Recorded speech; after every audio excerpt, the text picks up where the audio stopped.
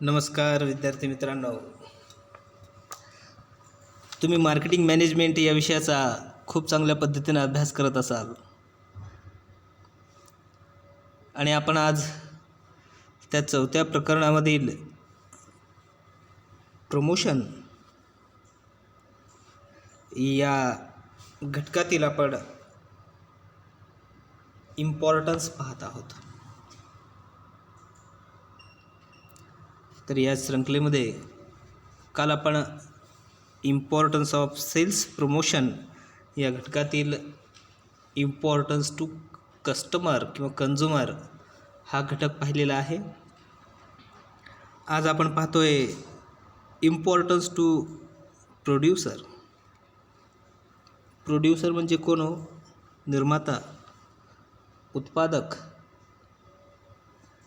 तर याच्या दृष्टिकोनातून आपणास ते सेल्स प्रमोशन किती महत्त्वाचं आहे हे पाहायचं आहे. यातला पहिला घटक आहे इन्क्रीज इन सेल्स. ऑफकोर्स जेव्हा वस्तू प्रसिद्धीस येत असते किंवा प्रमोट होत असते तेव्हा आपोआपच वस्तूच्या विक्रीमध्ये हमखास वाढ होत असते. याचं कारण काय असेल तर ती मार्केटिंग मॅनेजमेंटची स्ट्रॅटर्जी, मार्केटिंग मिक्सची स्ट्रॅटर्जी. मग आपण असं म्हणू शकतो sales promotion programme attract the customer and stimulate them for large purchase leading to increase sales. आता याचं तुम्हाला एक जिवंत उदाहरण सांगतोय. हे बघा, कुठलाही नवीन चित्रपट आला की अभिनेता, अभिनेत्री, डायरेक्टर्स असे काही महत्त्वाचे व्यक्ती वेगवेगळ्या सिरियलमध्ये जाऊन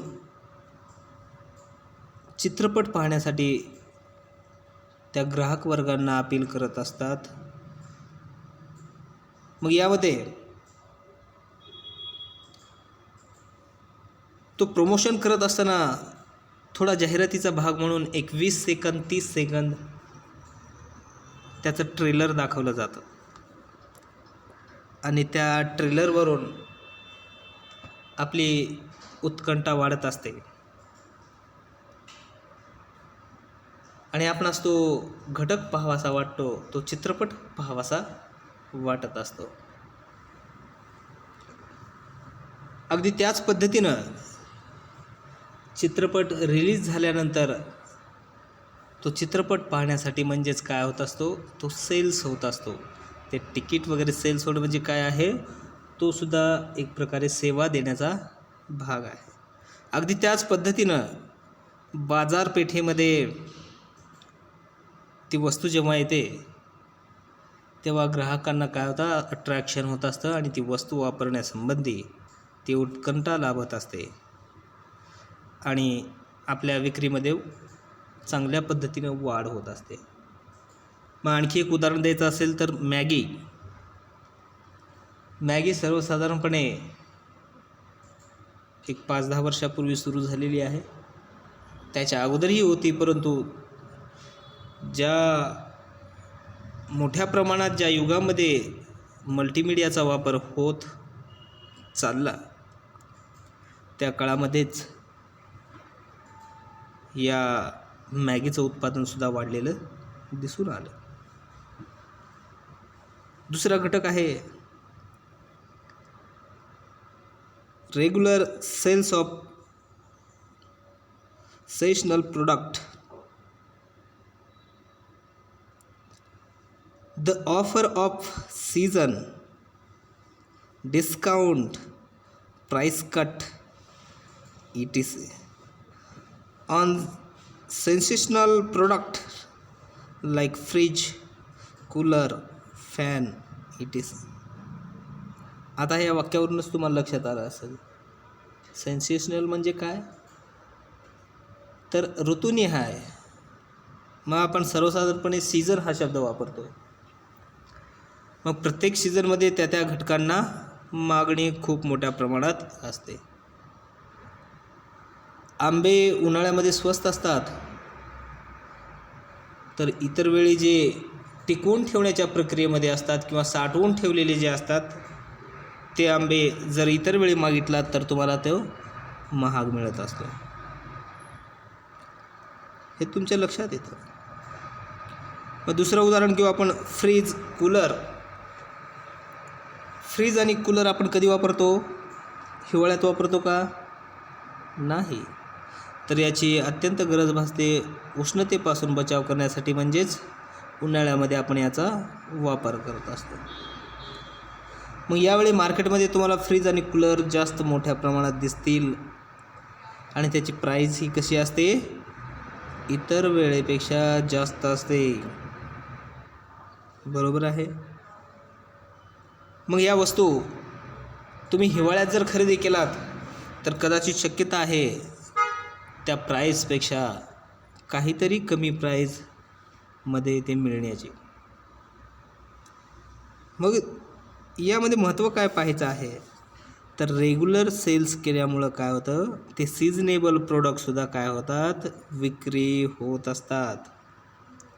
मग ते सिजनेबल प्रोडक्ट जसं फ्रीज आणि आपण कूलरचं उदाहरण घेतलेलं आहे, तर हिवाळ्यामध्ये पावसाळ्यामध्ये विक्री व्हावं म्हणून काय करत असतात? टी व्हीवरती डिस्काउंटची किंवा इतर ऑफरची जाहिरात दाखवली जाते, प्रलोभन दाखवलं जातं.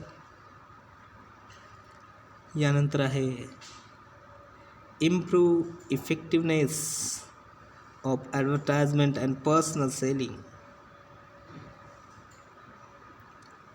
The sales of promotion makes the advertisement more effective to push the sales. It effective technique to maximize the satisfaction of customers that have been created by retail selling. यामध्ये असं म्हणता येईल की प्रभावी जाहिरात हे आपल्या विक्रीचं प्रमुख कारण बनू शकतं. आता प्रभावी जाहिरात म्हणजे काय? तर सध्या सणासुदीचे दिवस आहेत आणि कुठल्याही ऑनलाईन शॉपिंगवरती जा तुम्ही, म्हणजे उदाहरणार्थ ॲमेझॉन असेल, जिओ मार्ट असेल, स्नॅपडील असेल, तुम्हाला वेरियस डिस्काउंट दिलं जातं किंवा वेरियस कुपन्स दिले जातात, ग्रेड पॉईंट दिले जातात. त्याची प्राईस कमी दाखवून विक्री करण्यासाठी तो प्रयत्न केला जातो. मग ही इफेक्टिव्ह जाहिरात आहे. इफेक्टिव्ह का म्हणतोय? कारण सणासुदीच्या काळातच कपडे, साखर, तेल, बेसन यासारख्या वस्तूच विक्री केल्या जातात. त्यामुळे ग्रॉसरी आणि क्लॉथ या घटकांची मार्केटिंग सणासुदीच्या काळातच मोठ्या प्रमाणात केली जाते आणि विक्रीसुद्धा या काळात मोठ्या प्रमाणात होत असते. का हो? प्रत्येकाची गरज असते का सांगा? नाही. तरीसुद्धा आपण आपल्या संस्कृतीचा भाग, पारंपरिक भाग म्हणून काय करत असतो? सणासुदीच्या काळामध्ये नवीन कपडे परिधान करण्याचा तो ट्रेंड आहे. या सणासुदीच्या काळामध्ये गोडधोड नवीन पद्धतीचे अन्न सेवन करण्याचा तो ट्रेंड आहे. म्हणून आपण या वस्तू मोठ्या आवडीने खरेदी करत असतो. आणि यानंतर पुढचा घटक आहे corporation of middleman. The various promotional incentives offered to the leaders and dealers helps to achieve a cooperation from them to sell the product on priority basis and maintain maximum stock with them. Middleman काय करत असतो, तर आपल्या वस्तू बाजारपेठेत कमी पडू नये यासाठी तो स्टॉक मेंटेनन्स करत असतो. कुठला स्टॉक? तो वस्तू विक्रीसाठी आवश्यक असणारा स्टॉक मेंटेन करत असतो. असं कधी झालं का हो, तुम्ही बाजारामध्ये मोबाईल खरेदी करण्यासाठी गेलात आणि एकही दुकानामध्ये तुम्हाला मोबाईल आज मिळाला नाही, असं होतं का? होणार नाही. मग तुम्ही ऑनलाईन शॉपिंग करा किंवा प्रत्यक्षात फिजिकल जाऊन तुम्ही शॉपिंग करा. यावेळी तुम्हाला ती वस्तू उपलब्ध करून दिली जाते, कारण का, तर त्याचा आवश्यक तेवढा स्टॉक त्या मिडलमॅनकडून सेव्ह केला जातो. म्हणून हा एक काय आहे, तो सेल्स प्रमोशनचा इम्पॉर्टन्स आहे. यानंतर पुढचा घटक आहे demand for product and service. The sales promotion technique have proved successfully in introducing new product and service by the supply for free sample the new product make it place in market. बघा, वस्तूचा मागणी आणि पुरवठा हे कधी शक्य आहे, जेव्हा बाजारपेठेत ग्राहकाकडून मागणी असेल तेव्हाच पुरवठा शक्य आहे. असं तरीही उत्पादकाकडून पुरवठा त्या मागणीनुसारच तयार केला जातो, अन्यथा त्याला लॉस सहन करावा लागतो. मग यामुळं काय होतं, तर बाजारपेठेत नवीन वस्तू हे काय होतं, इंट्रोड्यूस होत असते आणि चांगल्या पद्धतीनं विक्रीसुद्धा होत असते. तो डिमांड सप्लाय कर्व चांगल्या पद्धतीनं दिसून येतो. आता एक्झाम्पल सांगतो तुम्हाला. ते नवीन एक मोबाईल ॲप जे मिस्टर व्हाईट ज्युनियर, ते कोडिंग आणि डिकोडिंगचे क्लासेस आहेत पहा, त्याची जाहिरात एक क्रिकेटर करतोय, एक राष्ट्रपती पुरस्कार विजेती दिव्यांग व्यक्ती करते. आणि ते काय देत असतात सामाजिक संदेश, तर बालपणापासूनच आम्ही त्यांना कोडिंग आणि डिकोडिंग शिकवू. कोडिंग आणि डिकोडिंग काय आहे, तर एक मशीन लँग्वेज आहे. ती मशीन लँग्वेज त्यांना आम्ही लहानपणापासूनच शिकवू. आणि ते सांगत असतानाच शेवटी वाक्य काय बोलतात, की भारतीय शिक्षण प्रणालीने सुद्धा याला मान्यता दिलेली आहे. मग आपल्या डोक्यात लगेच चटकन विचार येतो की आपल्या मुलांना सुद्धा तशा प्रकारचे हाय फाय क्लासेस लावले पाहिजेत. म्हणून काय होते, बाजारपेठेत त्या नवीन प्रोडक्टविषयी, माहितीविषयी आपलं आकर्षण निर्माण होतं आणि आपल्या मुलांनासुद्धा आपण लगेच शास्त्रज्ञ बनवण्यासाठी तशा प्रकारची सेवा खरेदी करत असतो. बरोबर आहे. यानंतर पुढचा घटक आहे able to capture a new market. नवीन बाजारपेठ काबीज करण्यासाठी याचा महत्त्वाचा रोल आहे. नवीन बाजारपेठ म्हणजे कुठलीही उत्पादन जेव्हा बाजारपेठेत येत असते तेव्हा त्याच्यासाठी कुठलीही बाजारपेठ नवीनच असते. आता उदाहरणार्थ, जर मला एक पावडर तयार करायचं आहे, तर मार्केटमध्ये पावडर अजिबात नाहीत का हो? आहेत. लिस्ट काढली तर 15-20 पावडरची नावं तुम्ही सहज सांगू शकाल. मग आपण निर्माण करत असताना आपल्या प्रोडक्टला काय आहे, तर ते नवीन बाजारपेठ आहे. त्या पद्धतीची गुणवत्ता आणि त्या पद्धतीचा विशिष्ट आकार, तो रंग, सुवास आपल्यास देता येत असतो का, हा त्यामधला घटक असतो.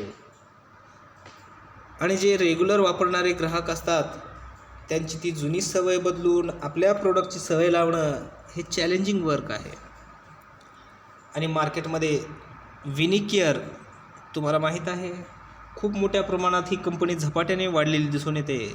सुरुवातीला त्यांनी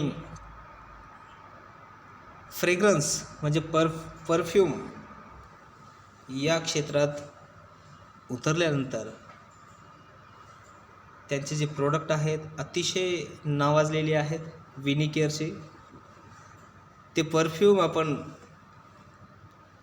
वापरल्यानंतर त्यांनी मार्केटमध्ये व्हाईट टोन नावाची क्रीम आणि व्हाईट टोन नावाचं पावडरसुद्धा त्याच कंपनीनं तयार केलेलं आहे. काय होतं, मार्केटमध्ये एकदा जम बसल्यानंतर नवीन प्रोडक्ट इंट्रोड्यूस करायला सहज सोपं जातं. त्यामुळं ही विनिकेअर कंपनी जी आहे आज नावाजलेली, तुम्हाला चांगल्या पद्धतीनं कॉम्पिटिशन करणारी दिसून येते. देन पुढचा घटक आहे इन्क्रीज इन गुडविल. बघा, the repeated use of sales promotion tools facilitate the consumer to get special identification of a product as well as producer. Goodwill कधी निर्माण होते हो, तर गुडविल निर्माण होण्यासाठी ती वस्तू मार्केटमध्ये सातत्याने नावाजलेली पाहिजे. मग अशा एखाद्या वस्तूचं नाव सांगा तुम्ही. बरोबर आहे, परंतु मी तुम्हाला उदाहरण सांगतोय फेअर अँड लवली या उत्पादनाचं. फेअर अँड लवली हे उत्पादन मार्केटमध्ये खूप जुन्या काळापासून उपलब्ध आहे, परंतु वाढत्या फॅशनसोबत त्यांनी आपली प्रोडक्ट डेव्हलप केल्याचा दावा करत असतात. म्हणजे काय आहे, तर सुरुवातीला ग्लो टोन हा प्रकार दिसून आला, परत ग्लो दिसून आला, HD ग्लो दिसून आला, त्यामध्ये आयुर्वेदिक ट्रीटमेंट दिसून आली. म्हणजे एकच प्रोडक्ट तुम्हाला वेगवेगळ्या पद्धतीनं तुमच्या माथी थोपवण्याचा प्रयत्न केला जातो आणि रिसर्च दाखवला जातो. आता तुम्हाला विनोदाचा भाग म्हणून एक गोष्ट सांगतो की बघा, असंच एकदा फेअर अँड लवली कंपनीनं एक ॲड टाकली होती 5 कोटी रुपयांची, की तुमचा टोन जर नाही उजळला, म्हणजे टोन म्हणजे काय म्हणतोय मी, तर जो आपला चेहऱ्याचा कलर आहे तो नाही जर उजळला तर 5 कोटीचं पाठीमागं चॅलेंज होतं. हे 1-2 वर्षापूर्वीची गोष्ट आहे. मग माझ्या मित्रानं काय केली, ती 1 महिना वापरल्याचा प्रूफ, त्यांनी खरेदी केलेला प्रूफ, बिलं वगैरे सोबत ठेवली आणि 1 महिन्यानं त्या कंपनीला रिपोर्टिंग केलं, म्हणजेच पत्र व्यवहार केला आणि सांगितलं की मला 5 कोटी रुपये द्या, माझा कलर बदलला नाही. हे तुम्हाला मी विनोदात्मक कथा सांगतोय. त्यावेळी कंपनीनं असं उत्तर दिलं की हे प्रोडक्ट दक्षिण आफ्रिकेतील लोकांसाठी नसून विशिष्ट लोकांसाठी आहेत. म्हणजे काय होतं की मार्केटमध्ये प्रोडक्ट विकत असताना सगळे दावे खोट्या प्रकारचे असतात, यामध्ये तथ्य काहीच नसतं, केवळ त्यांना प्रॉफिट कमवायचा असतो. पुढचा घटक आहे डायरेक्ट कंट्रोल.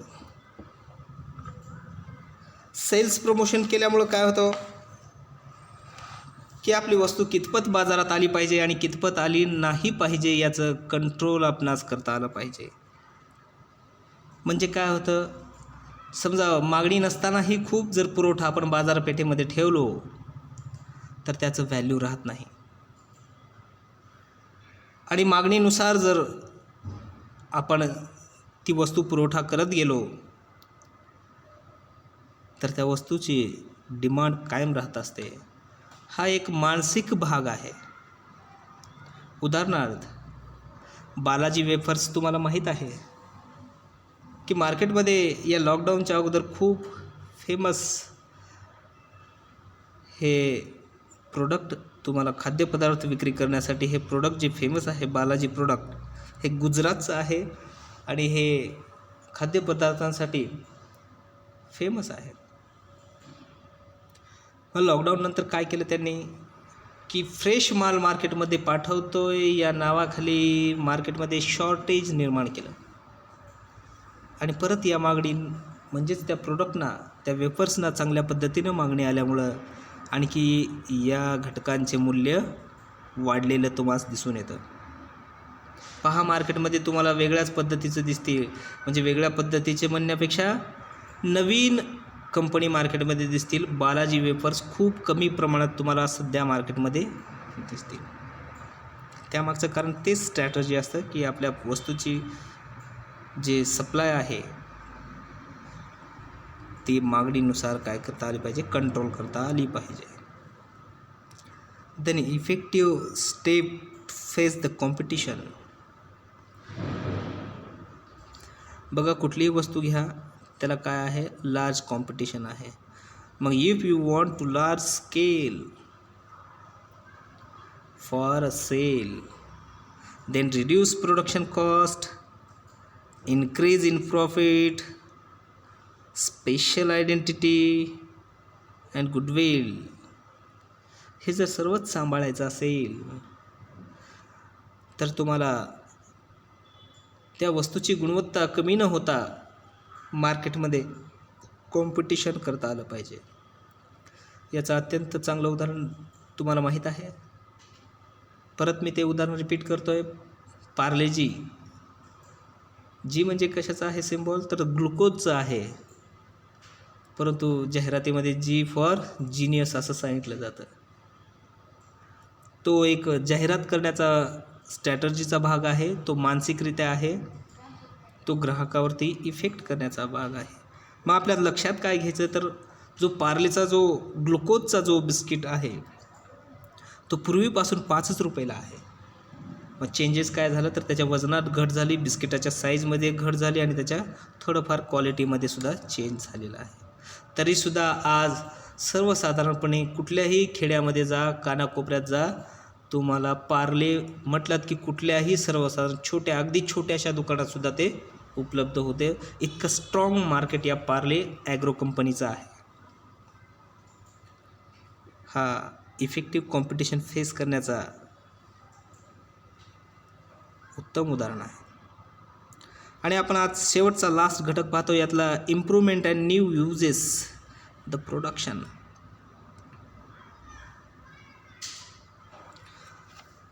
काय करत असतो, ग्राहकांच्या मागणीनुसार आणि बाजारपेठेच्या मागणीनुसार आपण आपल्या वस्तूमध्ये सातत्याने बदल केला पाहिजे. हे आपणास कोण शिकवतं, तर उदाहरणासाठी कोलगेट. बघा, सुरुवातीला 5-10 वर्षापूर्वी कोलगेटची फक्त व्हाईट कॅल्शियम असणारी टूथपेस्ट बाजारात उपलब्ध होती.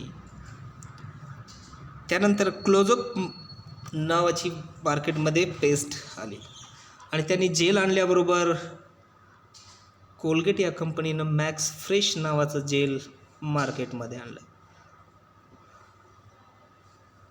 आणि अशा पद्धतीनं जेलमध्ये 3 तुम्हाला कलर मिळतील, रेड, ग्रीन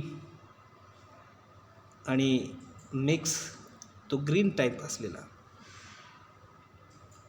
त्यानंतर बाजारपेठेमध्ये पतंजली या आयुर्वेदिक कंपनीनं जोरदार मार्केटिंग केल्यानंतर त्या कोलगेट या कंपनीला आपल्या उत्पादनामध्ये आयुर्वेद हा घटक दाखवावा लागला.